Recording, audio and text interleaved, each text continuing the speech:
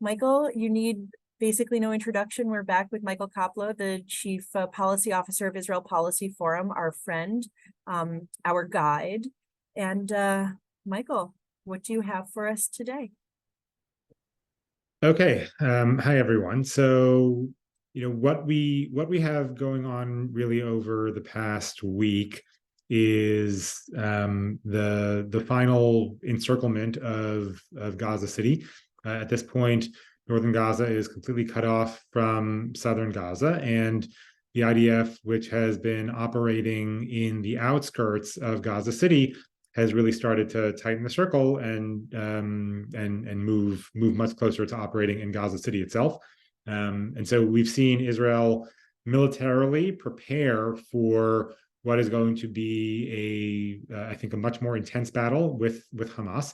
And at the same time, as Israel has gone and cleared out many of the things in the Gaza City environs in terms of tunnels, and so far the IDF has collapsed, by their own estimation, 150 different tunnel shafts.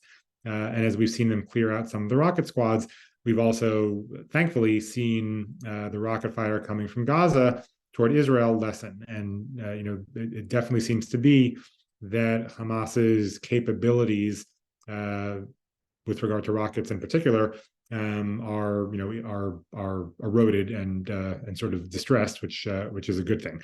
And we're also starting to see, I think, an Israeli diplomatic preparation for the fight in Gaza City. And what I mean by that is that the ultimate fight in Gaza City is going to be taking place in spots like hospitals and mosques. And what we've seen is a really sustained Israeli effort to point out and to display evidence of all the ways in which Hamas is operating in different hospitals, not only Al Shifa Hospital but others. And I think that it's certainly a signal of what Israel expects to have to do in terms of going into spots that we generally are not used to see militaries going into. But if that's where Hamas is, then I think that's where the IDF is going to end up. And so we are seeing now, I think, not only the military preparation being done, but the diplomatic preparation being done as well. We also, of course, have the ongoing issue of the hostages and their fate. And here, of course, there have been these constant negotiations going back and forth with the Qataris as the intermediary, and they so far don't seem to have yielded all that much. Right now, there is lots of talk, as people have no doubt read about, of some sort of humanitarian pause in return for what sounds like about a dozen hostages. That does not seem like something that Israel is inclined to agree to. Israel is very worried about, certainly not a ceasefire, which is going to be off the table entirely, but Israel is very worried about humanitarian pauses as well, because during any humanitarian pause, Hamas is going to be able to not necessarily rearm, but certainly entrench their positions, move around, take advantage of being able to come out, on the assumption that Israel, of course, will keep the humanitarian pause and not violate it, which I think is a good assumption. And right now, Israel does seem to, in many ways, have Hamas on the ropes. Certainly, the job is far from done, but I don't think that the Israelis want to give Hamas any time at all to regroup, and they certainly don't want to do that in return for a dozen hostages, many of whom may be Americans. So it seems unlikely to me that Israel is going to agree to humanitarian pause for hostages unless it's a real significant number of hostages that are released. And part of why I think Israel has been taking its time in terms of surrounding Gaza City and tightening that circle is to put more and more pressure on Hamas and really increase it so that Hamas will be more inclined to release larger numbers of hostages. I also think that there's an Israeli concern that even if it's a set humanitarian pause for a specific period of time, that when it's set to expire, there will be even more pressure on Israel not to resume, because once the fighting stops, even if it's for a short period, it sort of resets the clock and resets people's expectations. So that's what we have. That's what we have going on militarily. I also want to mention what is taking place inside of the West Bank, because inside of the West Bank, things continue to get worse and worse. There we have ever increasing numbers of Palestinian deaths and of violent incidents against Palestinians. As of last night, the number of Palestinians who have been killed in the West Bank since October 7th was 157. Most of them are Hamas and Islamic Jihad fighters, but a fair number of them are civilians. And we've seen an increasing number of attacks by extremist settlers and by IDF reservists against Palestinians. Just under 900 Palestinians have so far evacuated villages and farming communities inside of the West Bank in response to Israeli harassment. And we're also seeing an increasing number of closures and checkpoints that make it very difficult for Palestinians to move around, not just on roads, but even in some cases making it impossible for them to move outside their villages and to access their agricultural land. We've also seen calls from ministers in the Israeli government, first and foremost Bezalel Smotrich, to use military force to cancel the olive harvest, and right now is olive harvest season. And we've also seen a number of incidents in which settlers backed by IDF reservists have physically taken over Palestinian farmland and handed it over to Israelis. And the last thing I'll mention on this front is that there is also a new and disturbing trend of increasing attacks on Palestinian Authority security force members as well. As a note, PA security forces are tasked with providing basic law and order to Palestinians inside of the West Bank. And at the moment, there is large-scale harassment taking place of PA security forces, including instances in which they've been pulled out of cars and beaten or detained. And there are also reports that many of them are now starting to go around in civilian clothes and in civilian cars, because if they are in uniform and if they're moving around in PA security force vehicles, then they become targets for settlers and for some IDF reservists. So that is impacting stability inside of the West Bank as well, in addition to the ongoing attacks that we're seeing against Palestinian civilians. Prime Minister Netanyahu yesterday met with Central Command and with settler leadership, and kind of issued mixed messages. On the one hand, he said that it was important for the settler leadership to crack down on extremist settlers who are carrying out attacks. On the other hand, he also issued what I'll call a contradictory statement, where he said that this isn't actually a problem. So it remains to be seen to what extent the Israeli government will take it seriously, but it bears watching, because the West Bank at the moment is incredibly volatile, and so it's not just an issue of what's happening in Gaza. So that's the update. I'm happy to take any questions or discuss anything that people would like to discuss. Yes, I have a question that just came in from Ed. Could you ask Michael's assessment of the idea that the PA would take over administrative functions in Gaza after Hamas is removed?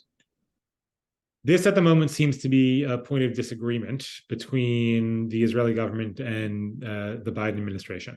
As people saw yesterday with Secretary Blinken's comments, the U.S. right now would like to see the Palestinian Authority return to Gaza ultimately. I don't think that anybody envisions that happening as soon as the fighting is over, but that is, I think, the long-term vision, that the Palestinian Authority return to Gaza and that the West Bank and Gaza be united under a single leadership. The Israeli government has, in some instances, talked about that as a possibility as well.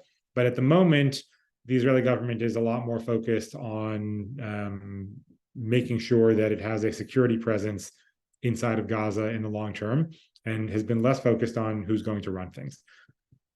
I think ultimately there isn't really a sustainable option for Gaza that does not involve Palestinian leadership. And I also think at the moment that there's no other actor out there who can fulfill that role other than the Palestinian Authority. And so I think that it makes a lot of sense to figure out how the Palestinian Authority can ultimately return to Gaza, and related to that, what the interim arrangements are going to be for any interim period in terms of what security will look like in Gaza, what basic administration and government will look like in Gaza.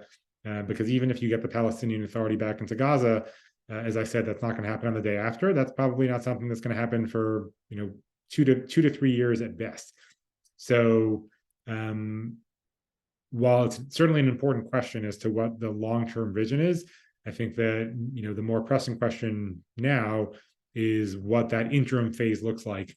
Even if the ultimate goal is to turn things back over to the Palestinian Authority. Something that I should note has been U.S. policy since 2007 when Hamas took over, and there have been all sorts of efforts and ideas in the intervening 16 years, precisely about how to return the Palestinian Authority to Gaza. So this is not a new idea or a new vision. It just becomes a lot more complicated now in the wake of everything that has happened. And kind of in the same vein as that, I have a question from Deborah. She says that she's heard speculation that after the ground offensive is completed, Israel will take over security in Gaza temporarily. What would be the difference between overseeing security and occupying? There are a lot of different ways in which this can go. And Prime Minister Netanyahu a couple of days ago talked about Israel maintaining overall security control for Gaza, but he didn't say what that means. So I think there's a spectrum here of possibilities. One possibility is that the IDF reoccupies Gaza and remains inside of Gaza the way it was there between 1967 and 2005. So that's certainly one form of security control. Another form would be to establish a security buffer inside of Gaza, similar to what Israel had in southern Lebanon between 1982 and 2000, when Israel evacuated southern Lebanon. And there are indications that the IDF and IDF engineers are indeed starting to prepare the ground for some sort of security zone inside of northern Gaza that would be inside of Gaza proper, not in Israeli territory. So that would mean a zone where you have IDF presence, but you wouldn't have IDF all throughout Gaza. There's also a scenario in which the IDF withdraws from Gaza, but maintains security control by reserving the right to enter Gaza at any time. This is basically the situation that pertains right now in Area A of the West Bank, which Area A of the West Bank is 18% of the West Bank and encompasses the large Palestinian cities. And in those places in Area A, there is not supposed to be any IDF presence. The Palestinian Authority under the Oslo Accords have complete security control in Area A, but you have hundreds. Before October 7th, it was about 450 monthly raids by the IDF into Area A. Since October 7th, I think there have been 700 or 800 raids into Area A.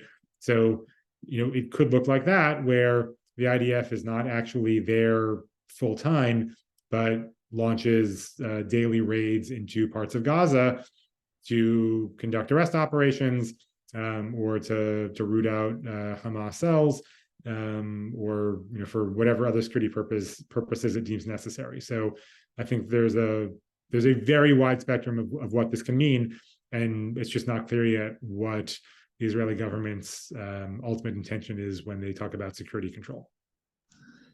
Shifting the conversation a little bit more on the hostages now, we have two questions. Generally, are there any updates? Media is now saying Islamic Jihad has said it will release 2 and a video that the families asked not to share. But also, one of the questions was, how does the administration envision getting these hostages back?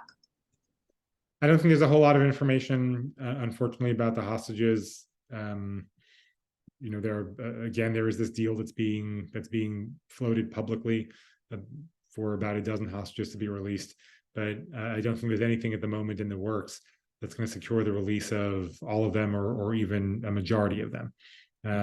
In terms of what type of pressure Israel can put on Hamas to release them, there doesn't seem to be a whole lot that's going to be effective outside of a military operation, and that also doesn't guarantee success by any means. But I think that the hope is that as Hamas comes under greater and greater stress, and as they remain confined to their bunkers and tunnels, and as there is no escape for them from Gaza City, that perhaps they will start to look for a way out. And that way out would be to negotiate over the fate of the hostages and to release some of them. But I don't think, unfortunately, I don't think that we're at that point yet. And aside from the influence that Qatar has in terms of being a mediator between the two sides, there aren't a whole lot of good options here. And I know I said that way back when we did this first briefing, and I'm not sure that assessment has really changed. And a question from Naomi. It all sounds pretty bad. Is there any cause for optimism? Yeah, I think there are a few. So one is that so far, IDF operations in Gaza have gone, I think, about as well as the IDF would have liked. They have successfully cut off the north from the south. They have successfully surrounded Gaza City. They've done it with a minimal number of IDF casualties. They've also successfully gotten most of the Palestinian civilians in northern Gaza to move south, including yesterday when another 50,000 moved south. And those are 50,000 people who move south despite Hamas's best efforts to prevent them from doing so. And while, of course, there have been a huge number of Palestinian casualties, I think that first of all, it's very difficult to, I shouldn't say very difficult, it's impossible to tease out how many of those casualties are Hamas fighters versus how many are civilians. And it seems to me that the civilian casualty count could be far worse than it actually is. Not to downplay the tragedy of any casualties, of any and all civilian casualties. But I think that for all the criticism Israel has taken, it definitely could be far worse than it has been. And again, not to downplay in any way what has actually happened. Second, when we think about Israeli society before October 7th, Israeli society was in very bad shape, coming off really unprecedented division as a result of the judicial overhaul, as a result of the government's unpopularity, as a result of reservist protests, all sorts of things. And Israeli society has come together in an unprecedented fashion. It isn't just about everybody who showed up for reserves. It isn't just about the protest organizations that overnight became civil defense and aid organizations. It isn't just about the fact that you have Haredi enlistment, ultra-Orthodox enlistment in the IDF and volunteerism at higher rates than we've ever seen.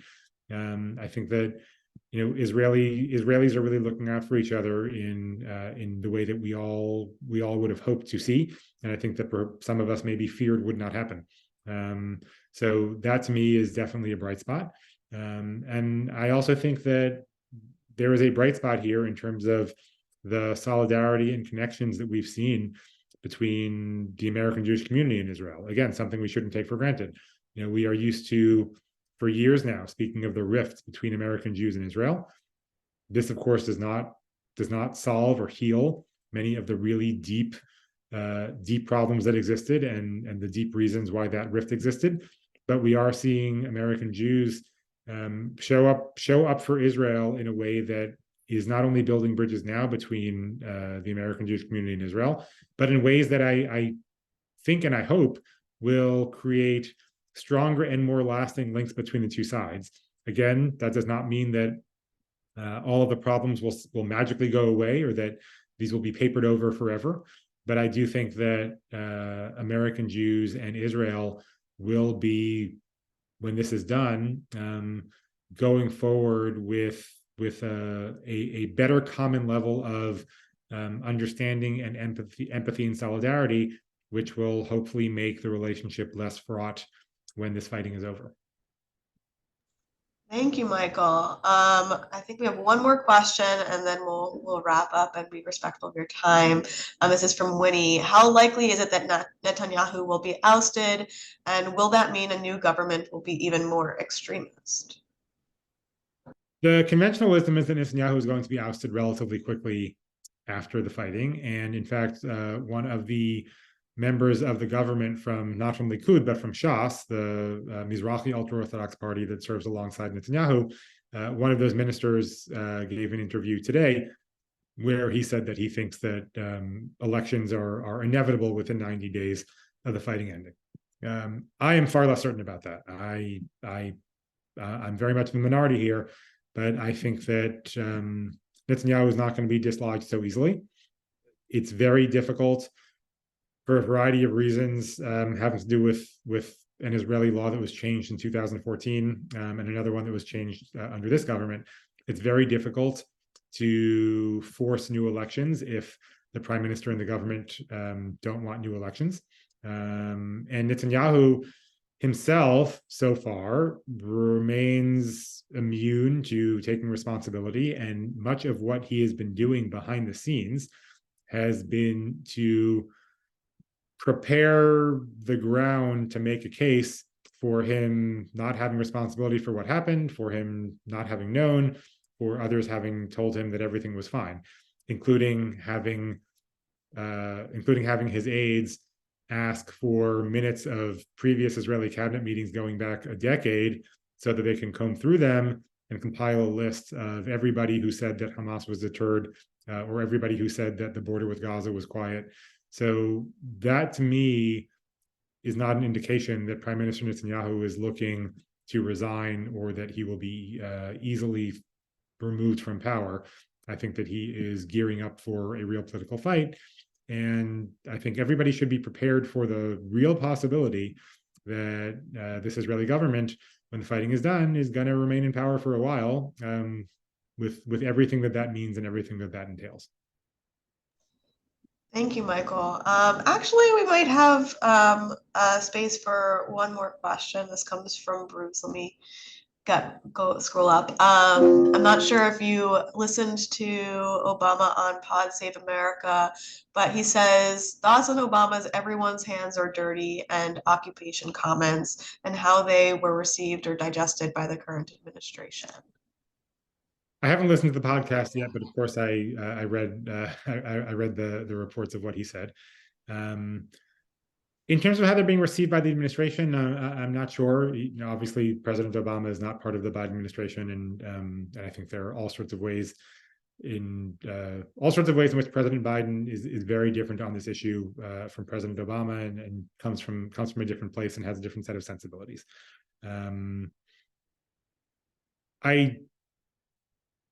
I don't think that what President Obama said at sort of the heart of it is wrong. There's one big way in which it's wrong, but I think that the sentiment that nobody has clean hands here is correct. Listen, I spend, when it's not a crisis in Israel, I spend most of my time working on how we can figure out a political solution to the Israeli-Palestinian conflict. And anybody who spent any time on that understands the ways in which both sides are to blame, not necessarily equally, but certainly both sides are to blame for the fact that this issue has not been resolved. And so I think that when former President Obama talks about no side having clean hands and refers to the occupation, yes, that is a real thing. And anyone who thinks that Palestinian support for Hamas is simply about wanting to kill Jews and is not related to occupation at all, I think isn't spending enough time talking with Palestinians and listening to what they have to say. The one big way in which he's completely wrong is that Hamas itself is not an anti-occupation group. Hamas itself is a terrorist organization with a very deep and central political ideology that is not about occupation in the way in which we think of it. Hamas is a group that wants to see Israel erased. It wants to see a Palestinian state on the entirety of the territory, and it wants to see that Palestinian state be a fundamentalist Islamic state. So that has nothing to do with occupation. That has nothing to do with 1967. That has nothing to do with Israeli policies either in Gaza or in the West Bank. So we should all understand exactly what Hamas is and what its motivations are, but that doesn't necessarily translate into meaning that Israel and its actions and its policies have no impact on Palestinians, have no impact on what Palestinians think, and have no impact on Palestinian support for Hamas, because I think they do. So, if we're talking about October 7th itself and Hamas's motivations, then I think President Obama is wrong. If we're talking about the wider conflict and the problem of Gaza and the problem of the West Bank, with a much wider aperture, then I think he is correct. Nobody, including the United States, has clean hands here. Thank you, Michael. So we are running out of time. So I just want to, again, thank you for coming and continuing to share these briefings with us. Our next Israel briefing with Michael will be on Wednesday, November 29th at 11:30 a.m. Everyone who's here, you will get a reminder beforehand, so don't worry about that. And I do want to let you all know about upcoming programs that some of them are specific for Central members like you, and some are just open to the general public. Tomorrow at 9:30 a.m. we have Reflections from Israel with Rabbi Bookdahl and David Moore. In the chat, you'll see all of the registration links. You can also march with us in DC for the Israel rally on Tuesday, November 14th. You can register also in the chat. We also have 2 more reports from Israel's home front sessions. These are on Thursday mornings at 9 o'clock. And we are starting at the end of the month, Navigating Israel's Crisis 3-part series, starting with a session on the ethics of war, right in time for Hanukkah and the Hanukkah story. So if you have any other questions, please reach out to us at adultengagement@sensin.org. And again, on our website, the front page, you can find all of our Israel resources to stay in touch with everything that's going on. And these recordings are all posted there. Again, thank you so much, Michael, and thank you everyone for joining us. And we look forward to the next briefing, and maybe it'll be the last. So thank you. Have a great day, everyone. Thank you, everyone.